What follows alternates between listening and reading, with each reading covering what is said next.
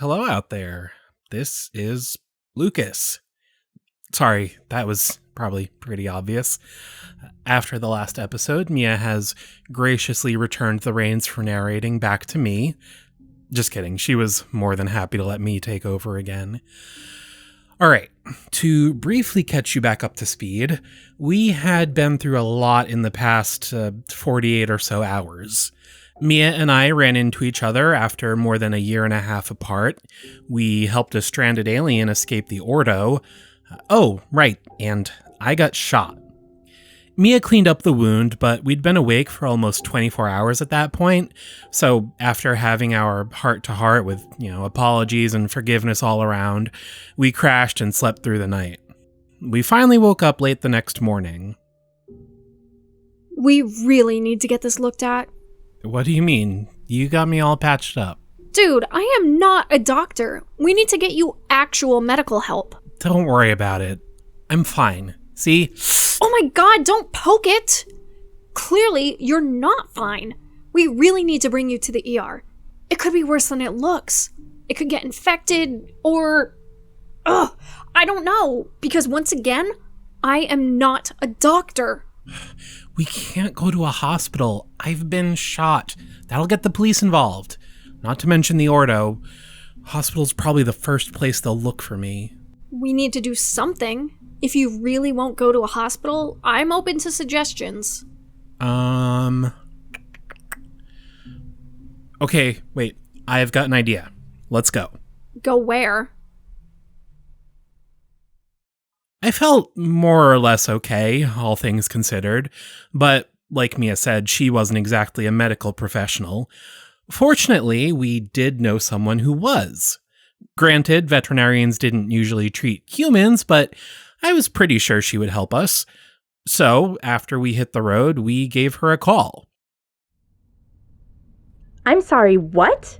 Lucas got shot? He's okay. Well, he's obviously not okay, but it could have been worse. It just went through his side. I cleaned it up as best as I could last night. But he got shot? Why are you calling me? Okay, so you know those men in black guys we told you about, the Ordo? I recall. Well, long story short, I was working for them for a while, but then we found an alien and my partner shot me, and now I'm kinda on the run. And he refuses to go to a hospital because then the Ordo will find him. Or we'll have to try explaining this to the police. You're the only person with medical experience we know. Wow. Will you help? We're about 8 hours away. All right. Yeah, fine. See you then. I'll be honest, if she hadn't said yes, I'm not sure what I would have done. But, thankfully, she did. Now we just had to keep driving and actually get there. So, aliens are real. I guess you told me so. I guess I did. I was wondering about that. About what? Aliens? No, why you were out there in the first place. I know you didn't believe in aliens. What changed your mind? Well, for one thing, if it did turn out to be an alien, I wanted to be there. I knew you'd have appreciated it.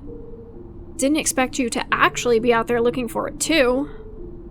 But also, I thought there was a good chance that it was a cryptid. No one got good pictures of the UFO. They were all blurry. Not to mention, the last time you thought we were after an alien ship, it was the Piazza. Right. So, you think Greys have the Enigma? They're some other planet's version of cryptids? I'm not sure. If they were, would the photos still be blurry? Whatever the Enigma is, would it still affect things through the hull? Do you think it could have been the ship itself? It's possible. Remember Polybius? And the number station that led us there? That doctor guy was able to use or manipulate it in some way. Right. And if aliens are way more advanced than us, it would make sense they could do even more with it. Then again, they do have ESP, so another point for being a cryptid. Yeah, but it doesn't mean all of them do. Not every human has powers like mine. That's fair. They were different from yours, too. Right. They could communicate without speaking. I know I was able to do that with the Melonheads, Algernon and his family, but we all had powers. And obviously you don't. Exactly. You know, I bet they can probably do other things with it, too. Like what? Well, alien encounter stories always involve weird mind tricks. Missing time, repressed memories, stuff like that. Makes sense that they have powers if they could do those kind of things. With technology and powers like that, there is no telling what they're capable of. Hopefully they're benevolent. I really don't want to worry about a goddamn alien invasion. Agreed. I don't think there'd be any stopping them. Well, hey, we helped that one escape. Maybe when they take over the world, they'll spare us. Normally, when we were traveling, we would take turns driving, but Mia insisted on letting me rest. She also insisted on making less stops than usual. So we made pretty good time and reached Robbie's that evening. We met her at the clinic where she worked, which was thankfully closed. Robbie took us in and started checking the wound right away. You actually did a pretty good job cleaning this up. Thanks. But he'll be okay? He'll live. But this isn't the criminal underworld, you know. You can't just show up here every time one of you gets hurt. Preferably, you wouldn't get hurt at all. Now, animals? Sure. If you come across any more cryptids that need my help, call anytime. I'll be there. But humans? We know. It's just... This isn't an everyday situation, even for us. We wouldn't have asked you if we had any other choice. Just try not to get shot again, okay? Yes, ma'am. Don't plan on it. You know, when you called me, I thought it would be to catch up. I haven't heard from you two in a while. Oh, right. Sorry about that. We haven't been at this in a while. I lost someone. That's why I was with the Ordo. And Mia was temporarily retired. Oh, I'm really sorry to hear that. How are you doing? All right. Better now. Thanks for seeing me. Yeah, thank you. Well, let's hope the next time I see you two, it's under better circumstances. Now that the most pressing issue had been dealt with, it was time for the second most pressing issue. I needed to get out of the country. Lucas, are you serious? Yes, I'm serious. I ditched the Ordo. They're gonna come after me. You're being ridiculous. Mia, he shot me. He was probably aiming at the alien. You know, the one that you guys were sent there to kill? I don't know. Delano's a pretty good shot. But even if that were the case, he saw me communicating with it. He probably thinks I have powers now. He's gonna go back to headquarters, tell everyone, and you know what they do to psychics. They're gonna want to lock me up, which is exactly what they wanted to do to your grandfather. Oh, shit. You really think so? Not to mention we helped the target get away. My grandfather never fled the country, though. Hell, he even settled down, had a wife and a daughter. Yeah, but that was all after he left the Ordo. Plus, back then, without the internet and everything, it was probably a lot easier to hide. But they know where I live. Can't go back there. And if we kept looking for cryptids, we're bound to run into them sooner or later. Do they not travel all over the world? They do, but only really for the bigger cases. Primarily, they focus on the US. I just don't think I can stick around. It's not an option. So, what? You're just leaving? Again? I didn't say I had to go alone. I mean, it's a big world. There's a lot more cryptids out there. We can keep doing this, just, on other continents. That's a good point. Yeah, I guess hunting for cryptids abroad wouldn't be too different. I do think we're going to need help, though. For one thing, depending on where we go, there's a language barrier. Not to mention, if the Ordo did catch up with us, it'd be nice to have some help. Did you have anyone in mind? No. Give me a little time to think. All right, then. After racking my brain for a while, I finally came up with an idea for someone who might be able to help us. I didn't have any way to contact them, so it took a little work tracking them down. And once I did get a hold of them, we had to make some negotiations. But eventually, we worked everything out. They agreed to meet us in Texas in 2 days' time. After that, we would travel south. So we drove down there, making sure to stay as low profile as we could, and rented a motel room. And finally, it was time for the rendezvous. All right, before he gets here, what can you tell me about this guy? Oh, okay. So about that, What? well, okay. I don't want you to freak out. Why would I freak out? Lucas, what did you do?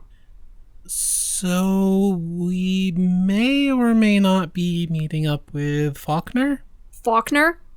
I'm sorry, did you say Faulkner? Yeah? Lucas, are you out of your f***ing mind? He knows about monsters. He's got experience traveling the world, speaks multiple languages, he's good in a fight. He tried to kill us! To be fair, he also saved our lives, and we saved his. He said we were even after that, remember? Besides, he's a mercenary. As long as he gets paid, he doesn't care who he's working for.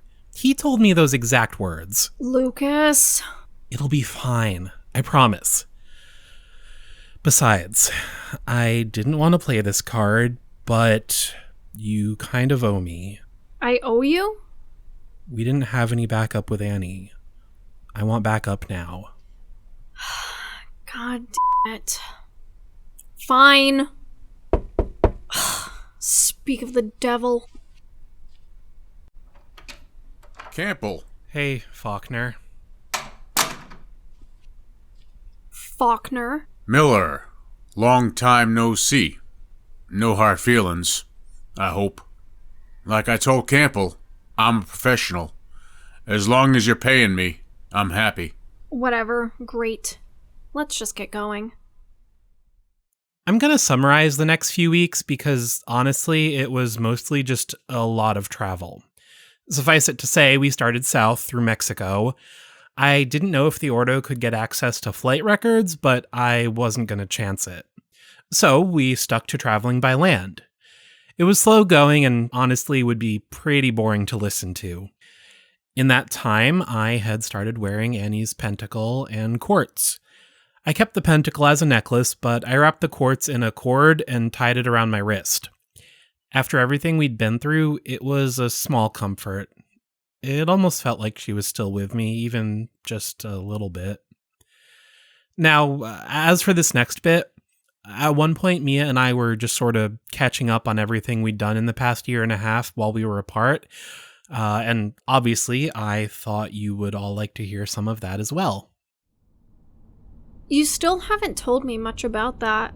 What was it like in the Ordo? Wait, the Ordo? Those assholes in black? Yeah, you know about them? We've crossed paths before. They even killed some of my targets before I could get to them.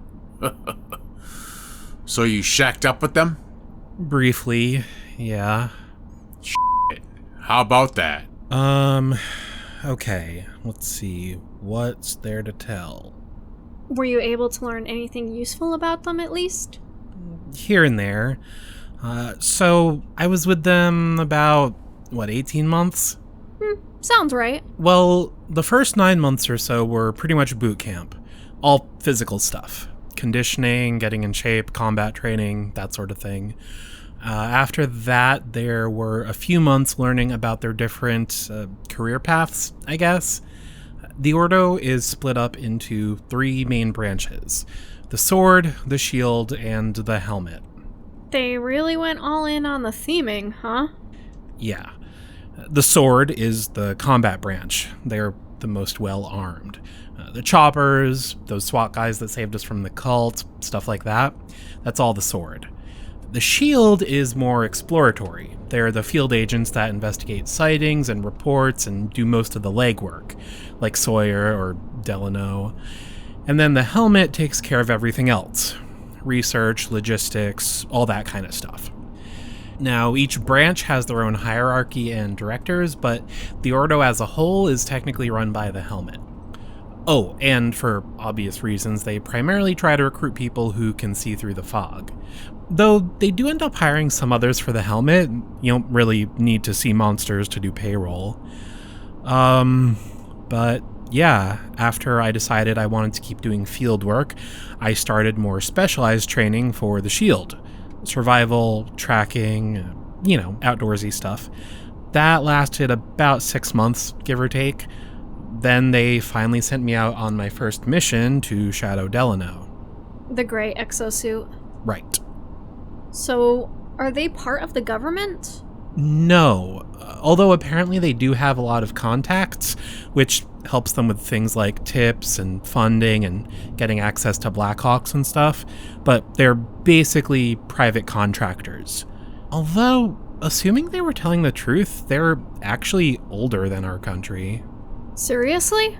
Yeah, I didn't have access to much of their recent history, but old stuff was lower clearance.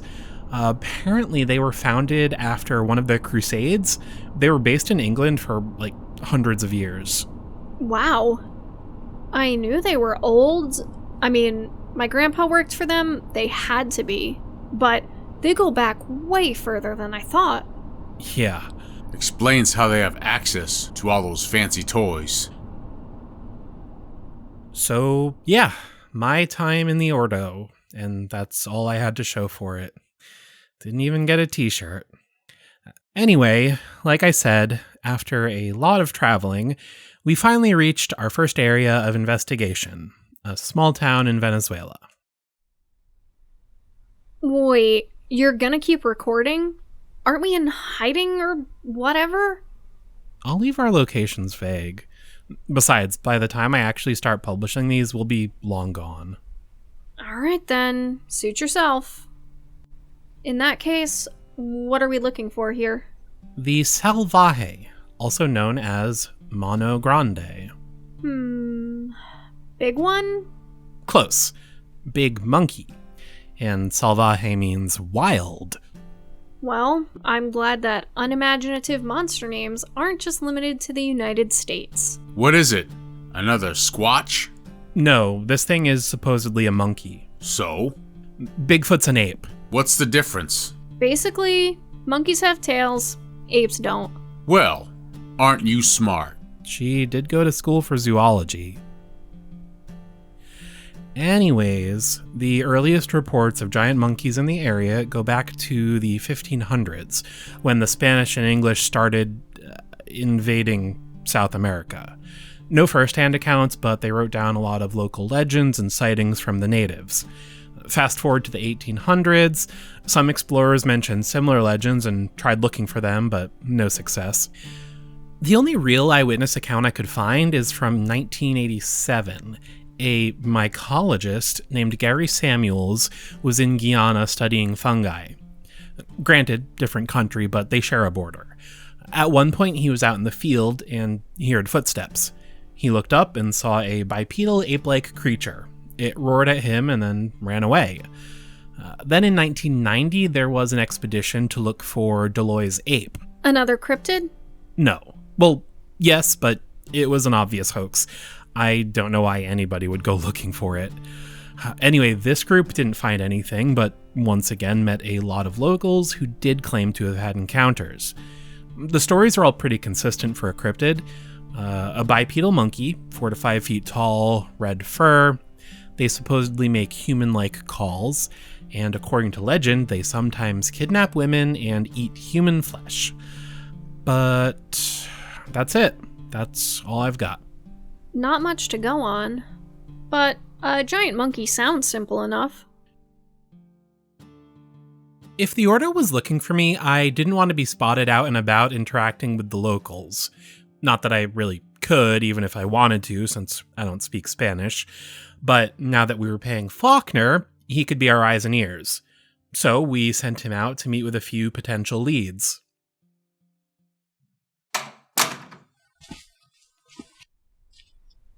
No eyewitnesses, but you were right.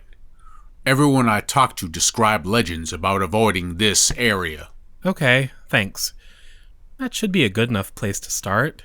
Mia, you want to get going? Ready when you are. All right. Faulkner, you good here? Just hold down the fort till we get back? You're the boss. We packed our gear and went out into the woods. Well, into the rainforest.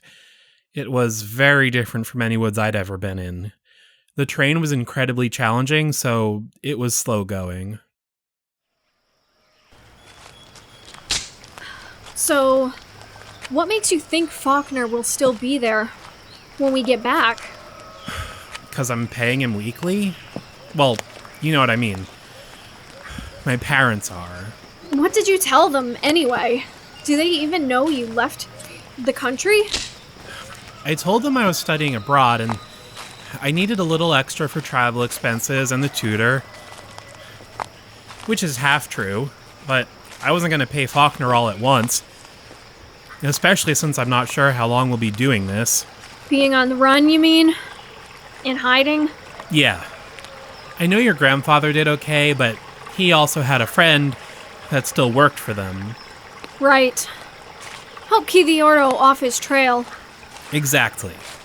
No telling how long until I fall off their radar.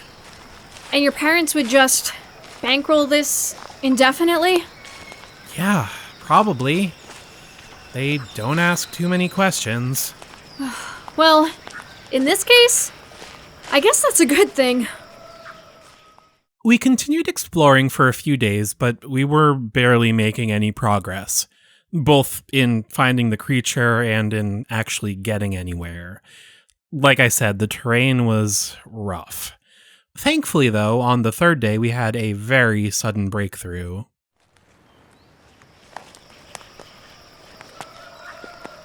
Whoa. Hold on. You okay? Give me a sec. I sense them. Them? Yeah, it's strong. I can't explain how, but it feels like a group. Oh, awesome. That helps. Yeah, we're close, but we still have to actually find them. You got Fritz secure in her bag? If these things are omnivores, I don't want them thinking she's a snack. The Tatzelworm is secure. Good. Mia led the way, following whatever sense her power gave her, and sure enough, before long, we found them. Look at them all. Wow. I forgot how handy that power of yours can be. I don't think you need to whisper. They don't really care about us. Oh, okay. I mean, don't yell or charge at them or anything stupid, but yeah, they're just foraging. That big, they probably don't have many predators. Before us were at least a dozen gigantic monkeys, some on the ground, some in the trees. They were just sort of hanging out, picking at berries and bugs. Mia even had enough time to get in a good sketch. After a while, though, the largest of them must have decided it was time to leave, and the rest followed suit. We made our way back to civilization and returned to Faulkner the next day.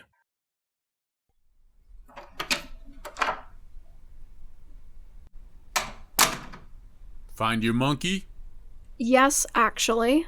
Lots of them. Good for you. Field notes. Salvaje.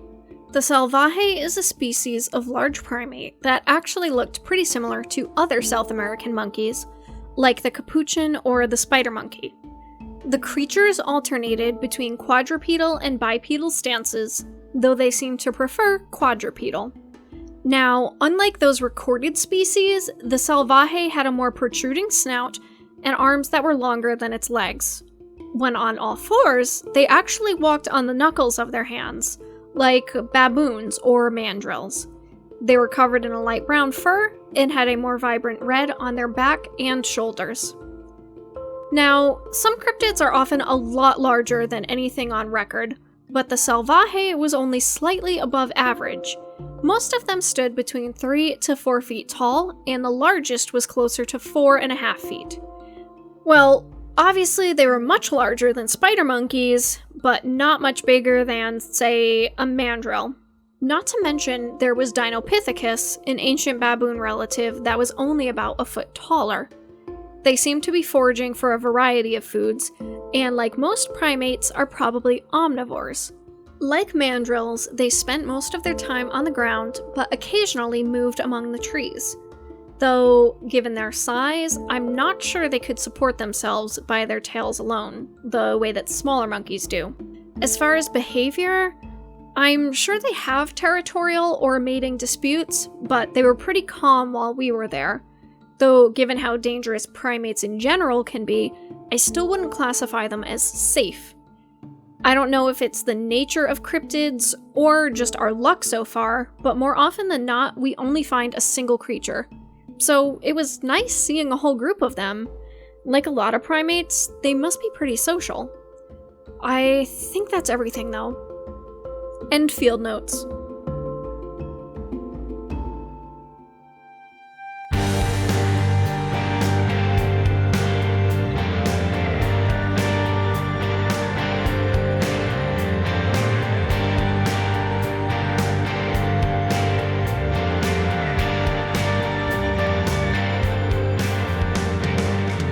The Cryptid Cases has been a production of Little Giant Monsters. Find out more about us at littlegiantmonsters.com and by searching for Little Giant Monsters on social media. Every Monday after a new episode, we share a cryptid sketch, so be sure to look out for that. If you're enjoying the Cryptid Cases and want to help support us, find us on Patreon. Rewards include behind-the-scenes content, early access to episodes, and access to our Discord. A huge thanks to all our current patrons. Links to our Patreon, our merch, and other shows we're creating are all available on our website or in the description of this episode. Another way to support our work is through ratings and comments on Apple Podcasts and other podcast apps. Thanks for listening, and we'll see you again soon.